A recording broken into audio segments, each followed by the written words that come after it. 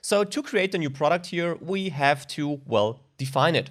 We have a new JavaScript object right here. So in this object, I'll create a new constant named new product maybe. This constant will hold an object which represents the product we want to create and store in the database. And in this constant, we now have to provide the structure of a new product. Now, a product could typically have two properties, a name and a price, for example. So the name would be our request body, right? And here, the name property. Second part, our price, would be the same, would be our request body.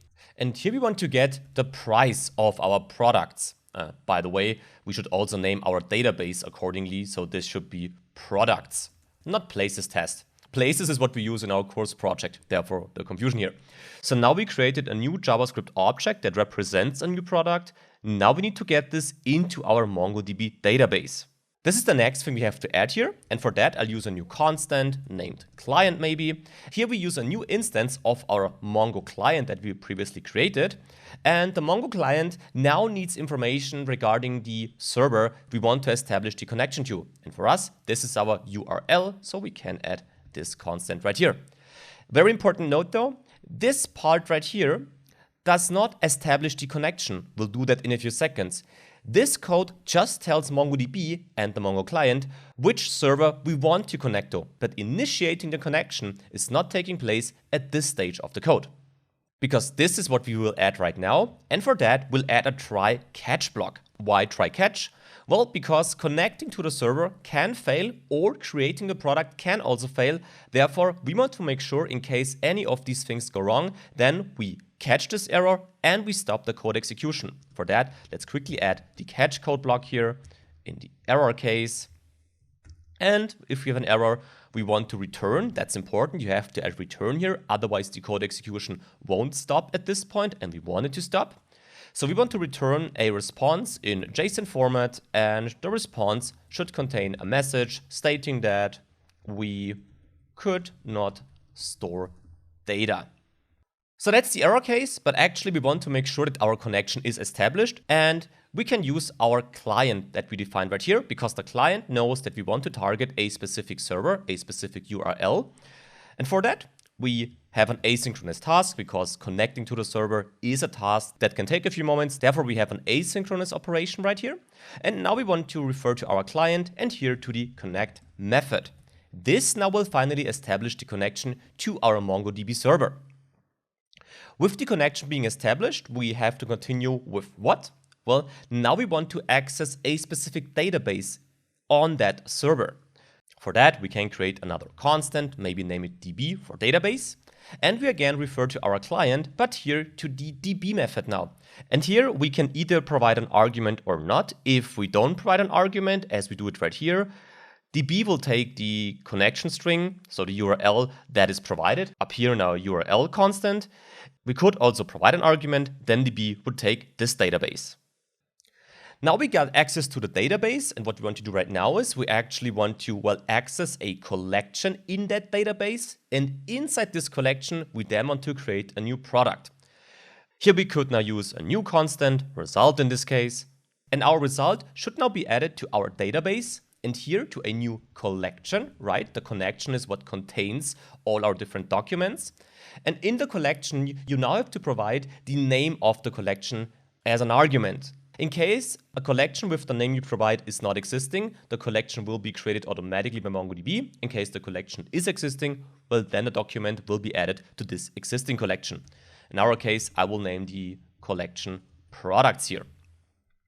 And now, inside this collection, we want to insert one. As you can see, we have different insert methods, also many, but in our case, we want to insert one single new document, one single new product, and this new product we want to insert is our new product right here. With that, we almost have a working code right here. So we opened the connection, got database access, got access to the collection, and created a new document. and we catch any errors. What's missing now here is the closing of our connection, because if you open a connection, it will remain open until you manually close it. And that's not necessarily what you want, because having opened hundreds of connections is not very efficient and also not the way you should interact with your database. Therefore, after each creation of a new product, we should make sure that our current connection is closed. Therefore, we again refer to our client and now to the close method. With that, the connection is closed. And we also should send a response here. So we refer to our response and refer to the JSON method. And here I want to send back our newly created product. So this would be our basic syntax here. What is missing now, of course, is the connection to our app.js file. Because at the moment, the MongoDBS file is not related, so we should make sure that once we enter our post path with /products, well, then our MongoDBS code should be executed, and therefore we should be able to create a new product. To do so, we need to import the file here. For that, let's create a new constant, and let's maybe call it Mongo practice right here. And here we require our file. This is located in /Mongo. No need to add the file extension right here. And now we can add Mongo practice as an argument for the post method. And here we have to refer to create product, because that's what we want to do right here. We want to create a new product. So this was a lot of work. Let's now start our development server with npm start. And now go to Postman and create a new post request targeting localhost 3000/products. And we want to create a new product. Therefore, we have to provide the body, raw, and the JSON format here. And our body must contain a name. The name is maybe Apple here. And the price may be 99 cents right here. So let's see, if we now send this request, yeah, we see we get back the name, the price, and the ID. This was automatically added by MongoDB. That's a default feature in the end.